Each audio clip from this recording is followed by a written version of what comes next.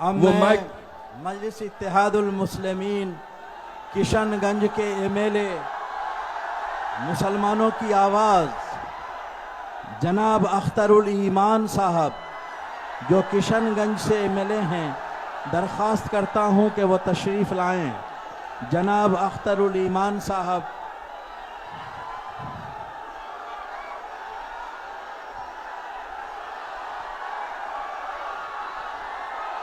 और वक्त 3 ही मिनट है सबके लिए।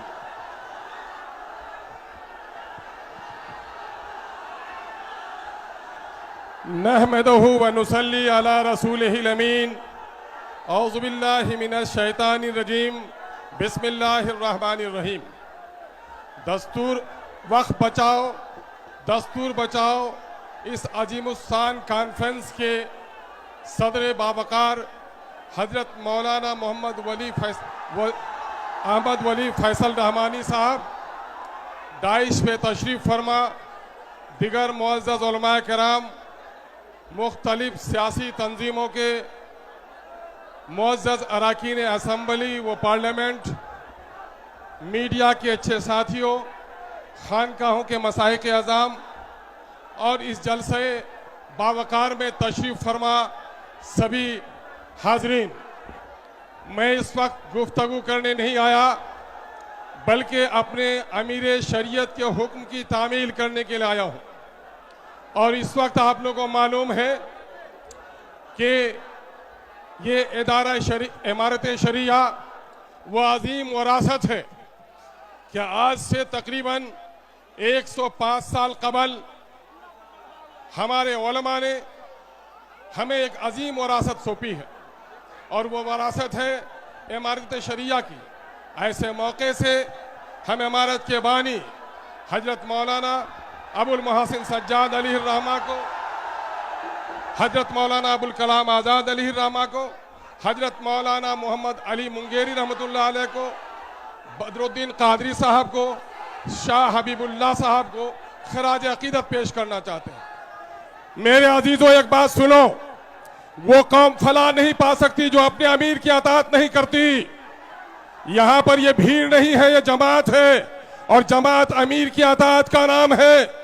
जिसने अमीर की अताअत नहीं की वो जमात की भीड़ का तो हिस्सा बन सकता है, जमात के फायदे से वो कभी फायदा नहीं उठा सकता, जमात की बरकतों से। इसलिए अमन व अमान कायम रखिए। इस वक्त एक बड़ी मुसीबत आई है मुसलमाना हिंद पर कि मुसलमानों के जानो माल, इज्जत व आबरू पर हर तरफ डाके डाले जा रहे हैं।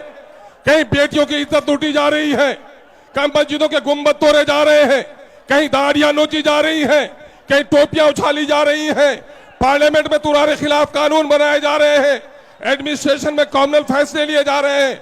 ये मौका होश के नाखून लेने का है नौजवानों, जोश में सिर्फ आने का नहीं है। हाँ, यकीनन जोश भी जरूरी है, लेकिन होश के साथ हम जोश का मुजाहरा करेंगे। मुसीबत क्या है जान रहे हो? मुसीबत क्या है जान रहे हो? सुनो, मुसीबत यह है कि मोदी जब से आया है मुसलमानों को उसने निशाना बनाया है। कभी एनआरसी, जिंदाबाद, चुप करो, जिंदाबाद चुप करो, कब जिंदाबाद कब मुर्दाबाद, चुप करो। अहमद, कब जिंदा करना चाहिए कब नहीं समझता नहीं है। वक्फ का काला कानून से पहले याद करो, शरीयत इस्लामिया की रोशनी में तलाक के कानून पर डाका डालने के काम किया नाअहलों ने। फिर एनआरसी के नाम पर मुसलमानों को निशाना बनाया गया।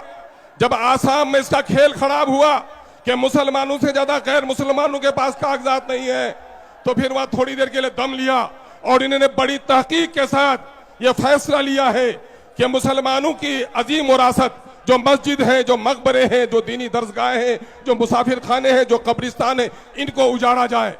इस काले कानून ने गोया मुसलमानों की नहीं, इस्लाम की जड़ें उखाड़ने की साजिश की है। हम आज अहद करने के लिए आए हैं, इस मुल्क की सरहद को बचाने के लिए। एक नहीं, करोड़ों अस्ताकुल्लाह हाजिर है, हम गर्दन कटाने को तैयार हैं।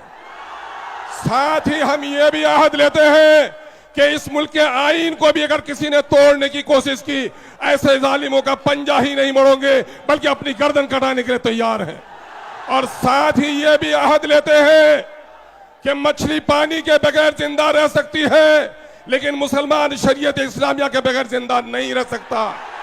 इसलिए हमारी मस्जिदों को, हमारी औकाफ की जायदाद पर अगर किसी ने डाका डालने की कोशिश की तो हम अपनी गर्दनों को कटा सकते हैं, लेकिन खुदा के घरों को उजड़ने नहीं देंगे। हम कसम खाने के लिए आए। नौजवानों में मुबारकबाद देता हूं तुम्हारी पेशानियों की रमक को देखकर, तुम्हारी आंखों की चमक को देखकर।